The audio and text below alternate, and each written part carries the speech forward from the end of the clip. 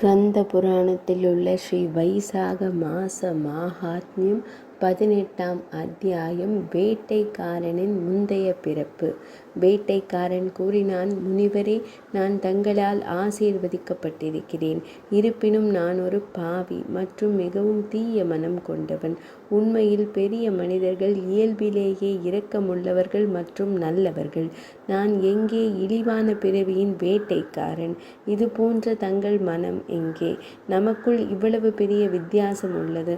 உங்கள் சிறந்த ஆசீர்வாதங்களை மட்டுமே நான் மதிக்கிறேன். பக்தியுள்ளவரே, நான் தங்களால் வழிநடத்தப்படவும் அறிவுறுத்தப்படவும் தகுதியானவன். மரியாதையை வழங்குபவரே, நான் உங்கள் கருணையை பெற தகுதியான நபர். நான் ஆசீர்வதிக்கப்பட வேண்டும். நான் தங்கள் மகன். கருணையின் களஞ்சியமே, கருணை காட்டுங்கள். அதனால் தீங்கு விளைவிக்கும் மற்றும் பாதகமான விளைவுகளை ஏற்படுத்தும் இந்த தீய மனப்பான்மை எனக்கு இனி இருக்காது. நல்லவர்களுடன் பழகுவதன் மூலம் யாரும் எங்கும் எந்த துன்பத்தையும் அனுபவிப்பதில்லை. எனவே பிராமணரே, பாவங்களை அளிக்கும் ஞான வார்த்தைகளால் எனக்கு அறிவூட்டுங்கள். இதன் மூலம் இரக்கத்தை விரும்புவோர் உலக இருப்பு என்ற கடலை கடக்கிறார்கள். பாரபட்சமற்ற மனம் கொண்ட அனைத்து உயிரினங்கள் மீதும் கருணை மற்றும் இரக்கம் கொண்ட மரியாதைக்குரிய மற்றும் பக்தியுள்ள மனிதர்களால் யாரும் தாழ்ந்தவர்கள், மோசமானவர்கள் அல்லது உயர்ந்தவர்கள் மற்றும் சிறந்தவர்கள் அல்ல. யாரும் சொந்தக்காரர்கள் அல்லது அந்நியர்கள் அல்ல. மன ஒருமைப்பாட்டுடன் சிந்தித்து மன தூய்மையை பற்றி விசாரிப்பவர் எல்லா குறைபாடுகளாலும் மாசுபட்டிருந்தாலும் எல்லா புனித சடங்குகளில் இருந்தும் விடுபட்டிருந்தாலும் அவர் தனது ஆசான்களிடம் இதை குறித்து விசாரிக்கும் போதெல்லாம் அவர்கள் உடனடியாக அவருக்கு உலக இருப்பிலிருந்து ஒருவனை விடுவிக்கும் அறிவை வழங்குகிறார்கள். கங்கை நதி மனிதர்களின் பாவங்களை அழிக்க காரணமாக இருப்பது போல பக்தியுள்ள மற்றும் உன்னதமான நபர்களும் முட்டாள் மற்றும் மந்தமான மக்களின் இயற்கையான மீட்பர்களாக அறிவிக்கப்படுகிறார்கள். கருணை உள்ளவரை, எனக்கு ஞானம் அளிக்கும் விஷயத்தில் தயங்காதீர்கள். உங்கள் பக்தர்களிடம் சாதகமாக சாய்ந்திருக்கிறேன். நான் கேட்க, சேவை செய்ய விரும்புகிறேன். உங்களை வணங்கி உங்களுடனான தொடர்பால் தூய்மையாகிவிட்டேன். வேட்டைக்காரனின் இந்த வார்த்தைகளை கேட்டதும் முனிவர் மீண்டும் மனதில் ஆச்சரியம் கொண்டார். சிறந்தது, சிறந்தது என்று கூச்சலிட்ட பிறகு அவர் இந்த புனித சடங்குகளை குறித்து பேசலானார். சங்கரர் கூறினார், வேட்டைக்காரரே, நீங்கள் நலனை விரும்பினால் வைசாக மாதத்தில் இந்த புனித சடங்குகளை செய்யுங்கள். அவை சிறந்தவை மற்றும் பகவான் ஸ்ரீ மகாவிஷ்ணுவிற்கு மகிழ்ச்சியை ஏற்படுத்துகின்றன. அவை பக்தர்களை உலக இருப்பு என்ற கடலிலிருந்து விடுவிக்கின்றன. இங்கே ஒரு கடுமையான வெப்பம் நம்மை ஒடுக்குகிறது. இங்கே நிழலோ தண்ணீரோ இல்லை. எனவே நாம் நிறைய நிழல் உள்ள வேறு இடத்திற்கு செல்வோம். தண்ணீர் அருந்திய பிறகு நான் நிழலை நாடுவேன். பாவங்களை அளிக்கும் புனித சடங்குகளின் மகத்துவத்தை அங்கே நான் தங்களுக்கு விவரிப்பேன். பகவான் ஸ்ரீ மகாவிஷ்ணுவுடன் தொடர்புடைய வைசாக மாதத்தின் மகத்துவத்தை நான் கூறுவேன். நான் கேட்ட மற்றும் பார்த்த விதத்தில் அதை நான் கூறுவேன். முனிவரால் இவ்வாறு கூறப்பட்ட போது வேடன் பயபக்தியுடன் உள்ளங்கைகளை இணைத்து கொண்டு கூறினான், இங்கிருந்து சிறிது தொலைவில் ஒரு சிறந்த ஏரியில் தண்ணீர் இருக்கிறது. அங்கே பழங்களால் நிறைந்த மர தோடம்பழ மரங்கள் உள்ளன. நாம் அங்கு செல்வோம். இதில் நீங்கள் திருப்தி அடைவீர்கள் என்பதில் எந்த ஐயமும் இல்லை. வேட்டைக்காரரால் இவ்வாறு கூறப்பட்ட போது முனிவர் அவருடன் சென்றார். அங்கிருந்து சிறிது தூரம் சென்ற பின்னர் அவர் சிறந்த ஏரியை கண்டார். அது கொக்குகள் மற்றும் கரண்டவ வாத்துக்களால் நிறைந்திருந்தது. அது சிவப்பு வாத்துக்களால் அழகாக மாற்றப்பட்டது. அன்னங்கள், சரச வாத்துக்கள், நாரைகள் போன்றவை சுற்றிலும் இருந்தன. அது மிகவும் அற்புதமாக இருந்தது. துளைகளை கொண்ட மூங்கில் நாணல்கள் தேனீக்களின் முனகலுடன் உரத்த மற்றும் இனிமையான இசை குறிப்பை உருவாக்கியது.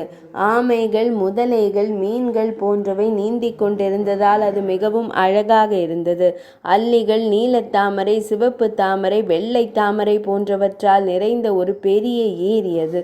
சுற்றிலும் 100 இதழ்கள் கொண்ட கோகனாடா வகை தாமரைகளும் ஏரியை அற்புதமாக அழகுபடுத்தின. பறவைகளின் இனிமையான கீச்சொலிகள் எதிரொலித்தன. கண்களுக்கு ஒரு திருவிழாவின் இன்பத்தை அளித்த ஏரி அது. மூங்கில் நாணல்களின் வேலிகளும் கரைகளை அலங்கரிக்கும் பல மரங்களும் இருந்தன. ஆல மரங்கள், நிபா மரங்கள், கிரௌஞ்ச மரங்கள், புளி மரங்கள், மார்கோசா மரங்கள், பிலாக்ஷ மரங்கள், பிரியாலா மரங்கள், சம்பக மரங்கள், பாகுல மரங்கள், புன்னாக மரங்கள், தும்பர மரங்கள், கபித்த மரங்கள், ஆமலக்க அதாவது நெல்லி மரங்கள், நிஷ்பேஷனா மற்றும் ஜம்பு மரங்கள், ரோஜா மற்றும் தோடம்பழ மரங்கள் போன்ற பல்வேறு மரங்களால் இது அழகாக மாற்றப்பட்டது. காட்டு யானை, மான், பன்றி, எருமை போன்ற பல வகையான விலங்குகள் சுற்றிலும் இருந்தன.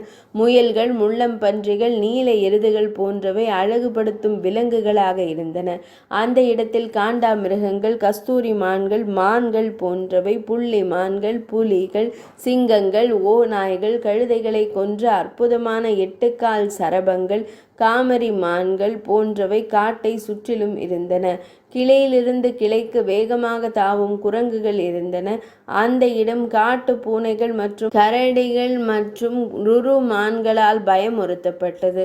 மட்டை பந்து விளையாட்டுகளின் சத்தங்கள், மிகுந்த கடுமையின் சத்தங்கள் மற்றும் மூங்கில் நாணல்களின் சத்தங்கள் இருந்தன. பலத்த காற்றினால் கிளர்ந்து எழுந்த மரங்கள் பெரும் சலசலக்கும் ஒலிகளை எழுப்பின. தாகத்தால் மிகவும் துன்புறுத்தப்பட்ட முனிவர்களில் புலி வேடன் சுட்டி காட்டியது போல் இது போன்ற சிறப்பு வாய்ந்த ஏரியை கண்டது. அவர் அந்த கண்கவர் ஏரியில் தனது மதிய வேளையில் நீராடிவிட்டு மீண்டும் தனது ஆடைகளை அணிந்தார். பின்னர் அவர் மதியத்திற்கு விதிக்கப்பட்ட மத சடங்குகளை செய்தார். இறைவனை வழிபட்ட பின்னர் வேடன் கொண்டு வந்த மிகவும் சுவையான மரக்கன்று மற்றும் பிற பழங்களை அவன் ஆர்வத்துடன் உட்கொண்டான். அது அவனது சோர்வை போக்கியது. அதன் பிறகு அவர் தன்னை வசதியாக அமர்ந்து தர்மத்தில் ஆர்வமுள்ள வேடனிடம் கேட்டார்.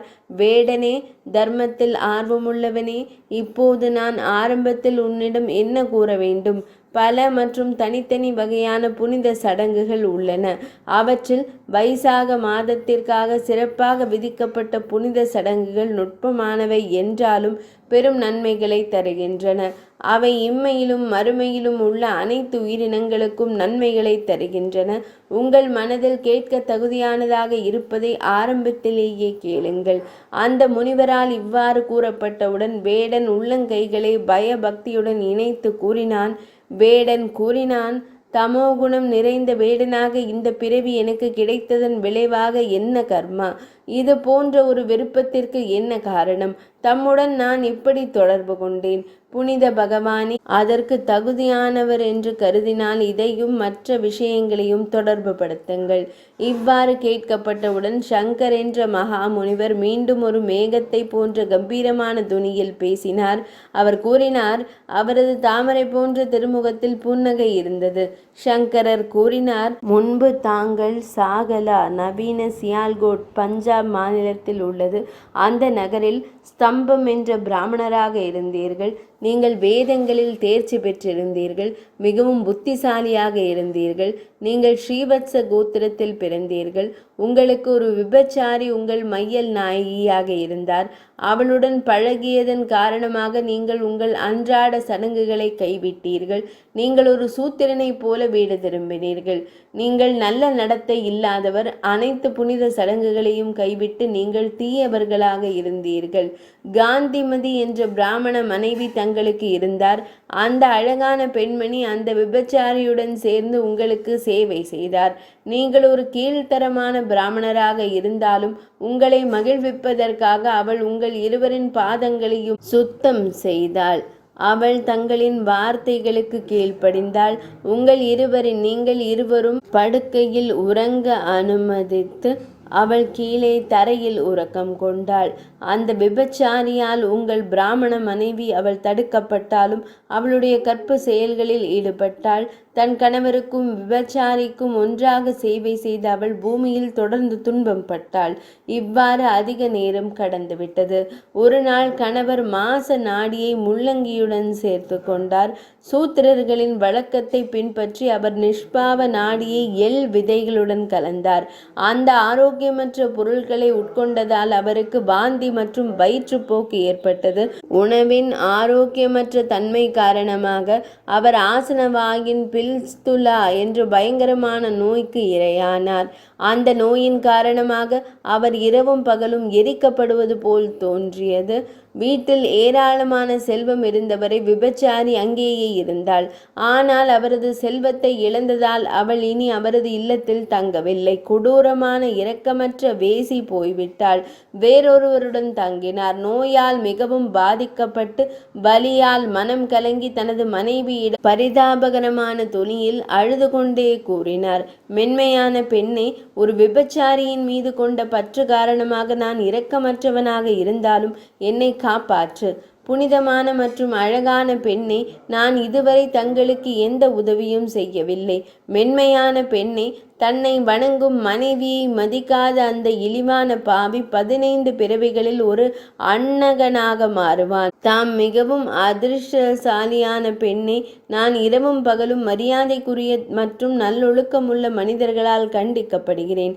தம்மை போன்ற ஒரு கற்புமிக்க பெண்ணை நான் அவமதித்ததால் நான் ஒரு பாவ வயிற்றில் மீண்டும் பிறப்பேன். தமக்கு செய்யப்பட்ட அவமானத்தால் எழும் கோபத்தால் நான் என்னுள் எரிகிறேன். அவளுடைய கணவர் இவ்வாறு கூறிய போது அவள் பயபக்தியுடன் கரங்களை கூப்பி இந்த வார்த்தைகளை கூறினார், என் மணாளரே, என் பொருட்டு தாங்கள் எந்த அவமானத்தையும் உணர வேண்டியதில்லை. தங்கள் மீது எனக்கு எந்த கோபமும் இல்லை. அதனால் தாம் தமக்குள் எரிந்து கொண்டிருக்கிறீர்கள் என்று தாம் கூறுகிறீர்கள். முன்பு செய்த பாவங்கள் துயரங்களாக மாறுகின்றன. அதையே துன்புறுத்தும் கற்புள்ள பெண் அல்லது ஆண் தான் மிகவும் சிறந்தவன். நான் பாவியான பெண் தான். முந்தைய பிறவியில் நான் செய்த பாவத்தின் பலனை நான் அறுவடை செய்தால் அதனால் எனக்கு எந்த வருத்தமோ துக்கமோ ஏற்படாது. இவ்வாறு கூறி அவள் தன் கணவருக்கு எல்லா உதவிகளையும் செய்தாள். அழகான நிறமுடைய பெண் தன் தந்தையிடமிருந்தும் மற்ற உறவினர்களிடமிருந்தும் பணம் கொண்டு வந்தாள். அதாவது அவருக்கு உதவுவதற்காக. அவள் தன் கணவரை பார்க்கடலில் வசிக்கும் பகவான் ஸ்ரீ மகாவிஷ்ணுவுடன் சமமாக கருதினாள். திருப்பார்கடல் ஸ்ரீ மகாவிஷ்ணுவுடன் தனது மையல் நாயகரை சமமாக கருதினாள். இரவும் பகலும் அவள் தன் கணவரின் சிறுநீர் மற்றும் மலத்தை தவறாமல் சுத்தம் செய்தாள். தன் நகங்களால் புண்ணிலிருந்து புழுக்களை மெதுவாக வெளியே எடுத்தாள். இரவிலோ அல்லது பகலிலோ அந்த அழகான பெண்மணிக்கு தூக்கம் வரவில்லை. நித்திரை இல்லாமல் இருந்தாள். தன் கணவனின் துயரத்தால் சோகமாகவும் மனச்சோர்வுடனும் அவள் இவ்வாறு கூறினாள், பிரபலமான தேவர்களும் மானேக்கர்களும் என் கணவரை காக்கட்டும். அவர்கள் என் கணவரின் பாவங்களை போக்கி அவரை நோயிலிருந்து விடுவிக்கட்டும். என் கணவரின் ஆரோக்கியத்திற்காக நான் சண்டிகாவிற்கு இரத்தம் மற்றும் சதையுடன் எருமை பாலின் பொருட்கள் கலந்த சிறந்த மற்றும் நன்கு சமைக்கப்பட்ட உணவை வழங்குவேன். உன்னத ஆன்மா கொண்ட விக்னேஸ்வருக்கு கணேசனுக்கு மோதக இனிப்புகளை தயாரிப்பேன். சனிக்கிழமைகளில் 10 விரதங்களை நான் கடைபிடிப்பேன். நான் இனிப்பு பொருட்களை உட்கொள்ள மாட்டேன். நான் நெய்யை பயன்படுத்த மாட்டேன். என் உடலில் எண்ணெய் தடவ மாட்டேன். சந்தேகத்திற்கிடமின்றி நான் அப்படியே இருப்பேன். என் கணவர் 100 ஆண்டுகள் நோய்களிலிருந்து விடுபடட்டும். அந்த மென்மையான பெண்மணி தினமும் இவ்வாறு கூறினார். பின்னர் வைசாக மாதத்தில் ஒரு நாளில் ஒரு மாலை பொழுதில் தேவலா என்ற ஒரு உன்னத ஆன்மா முனிவர் அவரது இருப்பிடத்திற்கு வந்தார். அவர் வெப்பத்தால் துன்பப்பட்டார். அந்த நேரத்தில் உங்கள் மனைவி மருத்துவர் நம் இல்லத்திற்கு வந்துள்ளார். எனவே நோய் நீங்கும். நான் அவரை உபசரிப்பேன் என்று கூறினாள். நீங்கள் புண்ணிய செயல்களில் வெறுப்பு கொண்டீர்கள் என்பதை அறிந்து உங்களை ஏமாற்றி அவர் ஒரு மருத்துவர் என்ற சாக்கு போக்கில் அவரை உள்ளே அழைத்துச் சென்றார். முனிவரின் பாதங்களை சுத்தம் செய்து நீரினால் சுத்தம் செய்த பாதங்களை தங்கள் தலையில் தண்ணீரை தெளித்தாள். உங்களால் உற்சாகப்படுத்தப்பட்ட அவள் மாலையில் வெப்பத்தால் துன்பப்பட்ட அந்த உன்னத ஆன்மாவிற்கு இனிப்பு பானம் கொடுத்தாள். அது அனைத்து வெப்பத்தையும் நீக்கியது. காலையில் சூரியன் உதித்ததும் முனிவர் திரும்பி சென்றார். பின்னர் சிறிது நேரத்தில் உங்களுக்கு சன்னிபாதத்தின் தாக்குதல் ஏற்பட்டது. உடலின் அனைத்து நறுமணங்களின் ஒருங்கிணைந்த கோளாறு. அவள் 3 காரமான பொருட்களை இஞ்சி, கருப்பு மிளகு மற்றும் நீண்ட மிளகு செலுத்தும் போது கணவர் அவள் விரலை கடித்தார். 2 பற்கள் மேல் மற்றும் கீழ் பற்கள் திடீரென்று ஒன்றாக நெருங்கின. மென்மையான விரல் கணவனின் வாயில் இருந்தது. விரலை கடித்த பிறகு கணவர் அழகான வேசியை குறித்து எண்ணி அழகான படுக்கையில் இறந்தார். தனது கணவர் இறந்துவிட்டார் என்பதை அறிந்ததும் தங்கள் மனைவி காந்திமதி தனது வளையல்களை விற்று எரிபொருள் வாங்கினார். கற்புமிக்க பெண்மணி அதன் மூலம் ஒரு இறுதிச் சடங்கை உருவாக்கி தனது கணவரின் உடலை நடுவில் வைத்திருந்தாள். அவள் தனது கைகளால் அவரை தழுவி அவரது பாதங்களால் பாதங்களை பிணைத்து அவரது முகத்தில் தனது முகத்தை வைத்து தனது மார்பை அவரது மார்பிற்கு அருகில் வைத்து தனது புதைந்தையை அவரது மேல் வைத்தாள். இவ்வாறு அவரது உடலில் தன்னை வைத்து கொண்டு அந்த மங்களகரமான பெண்மணி தனது கணவரின் நோயுற்ற உடலையும் தனது கணவரின் உடலை எரியும் நெருப்பில் எரித்தாள். கீழே உள்ள குறிப்புகளை காண்க. தனது கணவரை தழுவி தனது உடலை துறந்து முராரி உலகத்திற்கு சென்றாள். இந்த வைசாக மாதத்தில் இனிப்பு பானம் கொடுத்ததன் பலனாலும் ஒரு முனிவரின் பாதங்களை நீரினால் சுத்தம் செய்த பலனாலும் யோகிகள் அடைய தகுதியான உலகத்தை அவள் அடைந்தாள். தாம் உன் பாவங்கள் அனைத்தையும் நீக்கிவிட்டாய். ஆனால் மரணத்தின் போது ஒரு வேசியின் சிந்தனையில் மூழ்கியிருந்ததால் ஒரு பயங்கரமான வடிவத்தை கொண்ட வேட்டைக்காரனாக பிறவி எடுத்தாய். வன்முறையில் ஆர்வம் கொண்டாய். நீ எப்போதும் மற்றவர்களுக்கு நெஞ்சில் எரிச்சலை ஏற்படுத்துகிறாய். வைசாக மாதத்தில் ஒரு கற்பு மிக்க மனைவியுடன் இனிப்பு பானத்தை பரிசளிக்க உன்னால் அனுமதி வழங்கப்பட்டது. எனவே நீ ஒரு வேட்டைக்காரனாக பிறந்தபோது எல்லா மகிழ்ச்சியையும் ஏற்படுத்தும் புனித சடங்குகளை குறித்து கேட்கும் நல்ல விருப்பம் உனக்கு இருந்தது. முனிவரின் பாதங்களை சுத்தம் செய்த அதே நீரில் உன் தலையை தெளித்தாள். அது எல்லா பாவங்களையும் அழிக்க உகந்ததாக இருந்தது. எனவே இப்போது இந்த காட்டில் என்னை தொடர்பு கொள்ள உனக்கு வாய்ப்பு கிடைத்தது. இதன் காரணமாக உனக்கு மேலும் செல்வங்கள் முதலியன கிடைக்கும். இவ்வாறு முந்தைய பிறவியில் நீ செய்த அனைத்தும் உனக்கு கூறப்பட்டுள்ளன. உன்னுடைய புண்ணிய மற்றும் பாவ கர்மங்கள் தெய்வீக பார்வை மூலம் என்னால் காணப்பட்டன. நீங்கள் கேட்க விரும்புவதை அது ஒரு ரகசியமாக இருந்தாலும் கூட நான் தங்களுக்கு கூறுவேன்.